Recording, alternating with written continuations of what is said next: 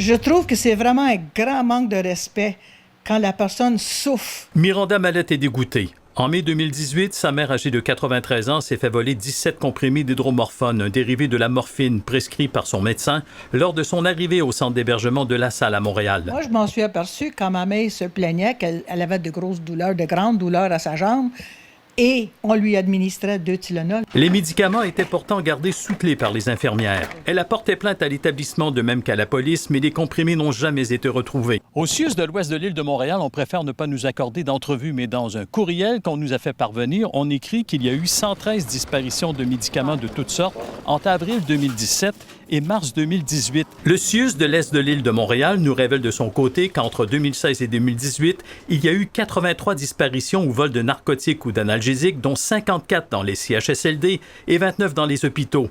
Au CIUS du nord de l'île, on enregistre 5 cas en CHSLD et 24 dans les hôpitaux. Le CIUS du centre-sud de l'île de Montréal détaille les disparitions de morphine entre juin 2016 et juillet 2018. La personne qui les a pris, sûrement qui s'en est débarrassé dans 24 heures. Ou les a revendus. Ils ont revendu, c'est ça, parce que ça se mélange, ça a l'air. Le pharmacien m'a dit que ça se mélange avec d'autres drogues, puis ça peut valoir jusqu'à 300-400 piastres. On n'a pas voulu nous dire combien d'employés ont été suspendus ou congédiés en rapport avec ces événements. Les médicaments ne sont pas les seuls à disparaître. Les vols ou pertes d'argent et d'objets personnels sont nombreux.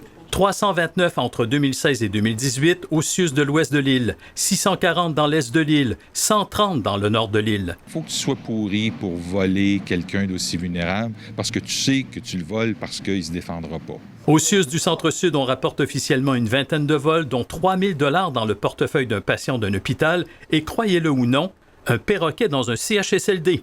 Le suspect n'a jamais été retracé. Harold Gagné, TVA Nouvelles, Montréal.